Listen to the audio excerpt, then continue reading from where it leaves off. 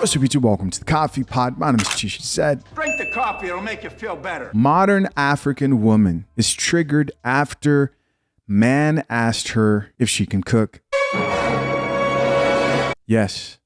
Don't believe me? Check it out for yourself. Let's get it. Quick story time. So me and this man matched on the apps. His approach was pretty good. He had good banter, which is usually a problem for these people called men.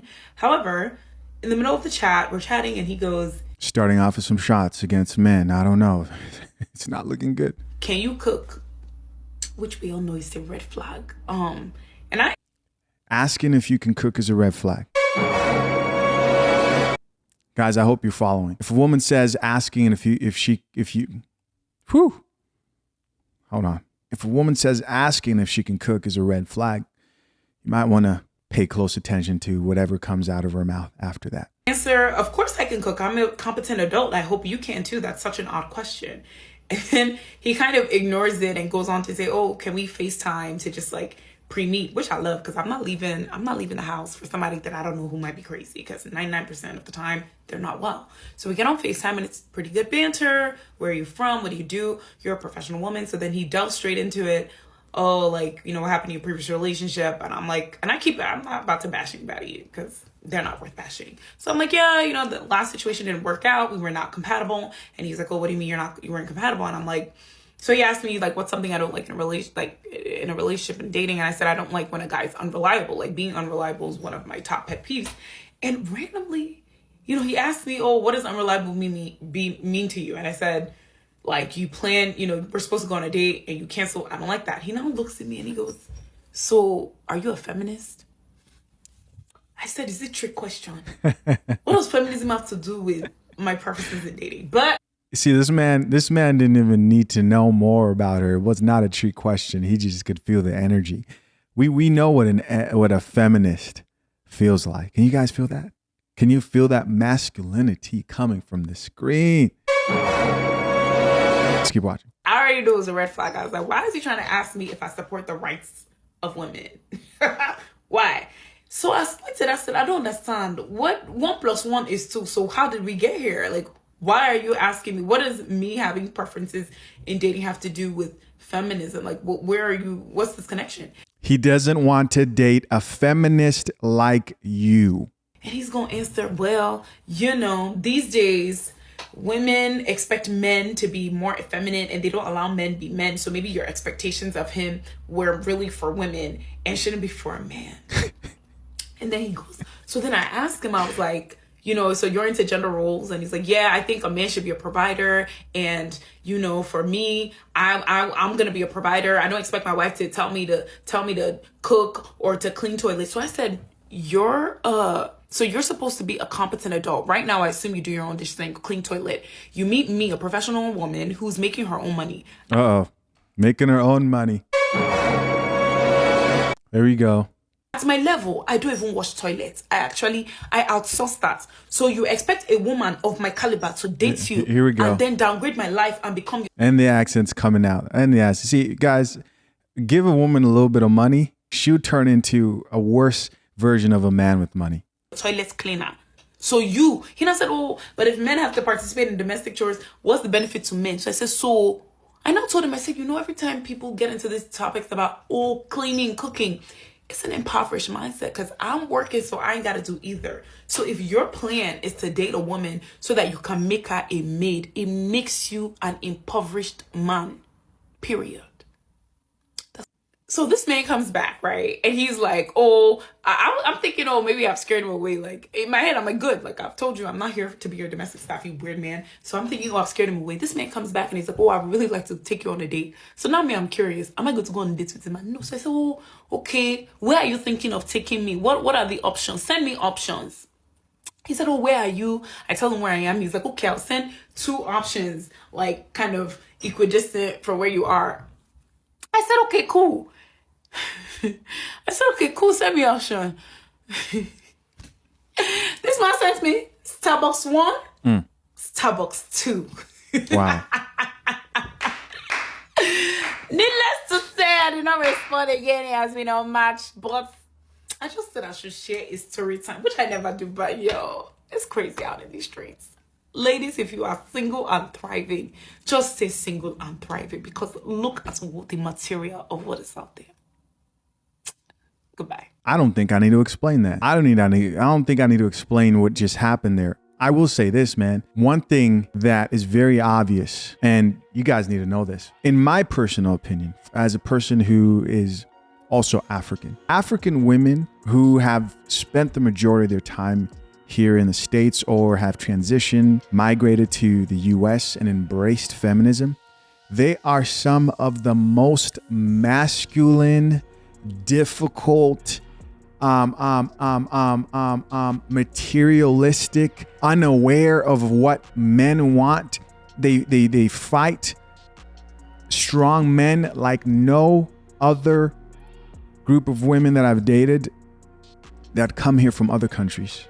That's my personal experience. African women. And I've dated African women, right? I'm not saying they're not worth dating. That's not what I'm saying. But I'm saying when an African woman migrates here and she sets her mind on, I'm never going to let a man take charge of a relationship. I'm looking for a partnership. I've embraced feminism. They go harder than most women when it comes to that. I will say this. Part of the reason they go hard is because the type of culture a lot of them come from was the type of culture where a man was respected not for competency, but just for being a man. And I have my problems with that. There is a problem with the way things are done in like African homes, and then they transition to American homes where it's like based more on competency and performance as a man. In Africa, you're a man, there's a level of respect for just you having something between your legs. And you might say, well, that's how it's supposed to be. I can disagree there. But when it comes to the type of women to avoid, and this is probably true with other foreign women, maybe you can comment down below and share your experience. But the super educated foreign women, if you're looking for the type of dynamic where a woman submits within reason to her man, and it's a healthy type of relationship where the two people actually want that, you will find that it's the hardest with African women, in my experience, who migrate here. Now, there's another side to this, is that African women are also some of the best women to date when they've chosen not to embrace that mindset. And they've been raised in the type of home where they were encouraged to respect that man and know what he provides, and they embrace their femininity. They're some of the best to date, right? But in both instances, they embrace those sides very strongly. That's been my experience. Have you had the same experience? Comment down below. I'm curious. Let's check out these comments and see what the people have to say. First comment here says, so with the laughing emojis, can you cook? Is the biggest red flag, this commenter says. She responded and says, facts, they stay looking for free labor. Here's another comment from another person that says, the FaceTime was the coffee date. With a surprise emoji, she responded and says, exactly, he's a fool. He's a fool for taking her out on a coffee date. What a smart man. You see, part of the reason why I say, guys, you want to start low with your investments with these women is you want to weed out the women who have unrealistic expectations, as in they expect every man they meet to take them on some lavish date. Because trust me, the expectations don't stop with that first date, right? Here's another comment that says, it's the brokest men who say nonsense like this. Someone else responding back to that. Chicken says, right, I don't even entertain them. Somebody else here says, if I can find a maid and takeout, a man wanting to make me his maid and chef is not appealing. Yet they're so confused. And so she's like, wait, if I can afford a maid and takeout, then why would I want to basically cook for you? Right? And this right here, guys, is a perfect example of why the men that these women want, which are the high earning men, because they're making fun of broke guys, right? But the men that these women want, who have the money, look at them and say, if you're not willing to cook and clean, well, what are you bringing? My accomplishments.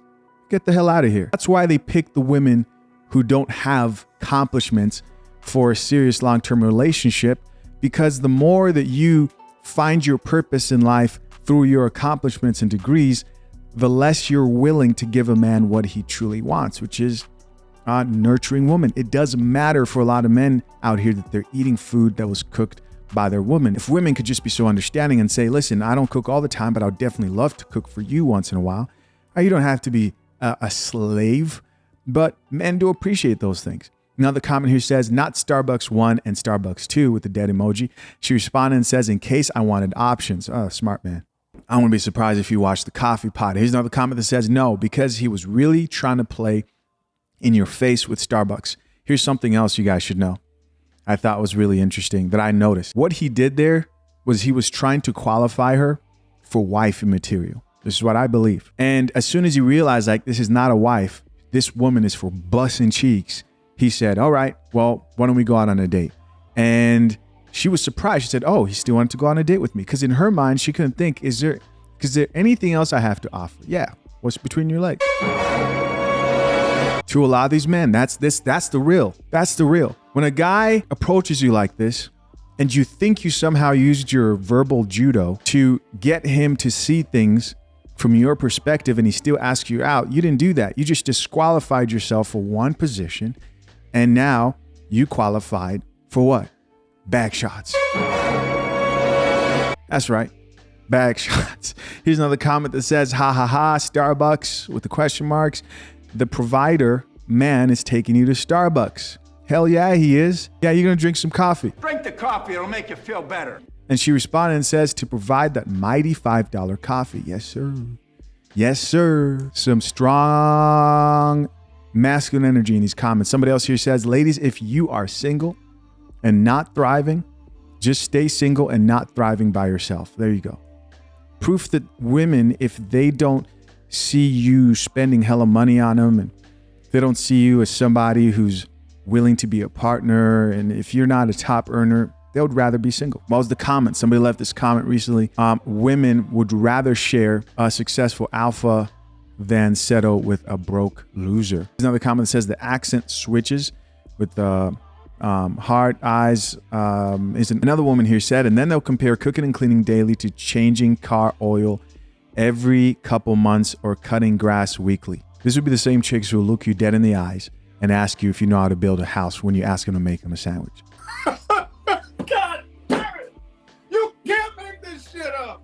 Here's another comment from somebody else that says, the response is always, can you build a house and change the oil in a car? Here's somebody else that says, laughing emojis, no, he want you to be his cleaning staff, but only taking you to Starbucks. And another comment here says, I'm convinced these unfortunate sons of Adam buy their audacity from the clearance rack at Walmart because what? Be careful out here. As always, I'm curious to know, what do you guys think? Leave your comments down below. I appreciate you checking out yet another episode of The Coffee Pod. Till next time, I'm out. Peace.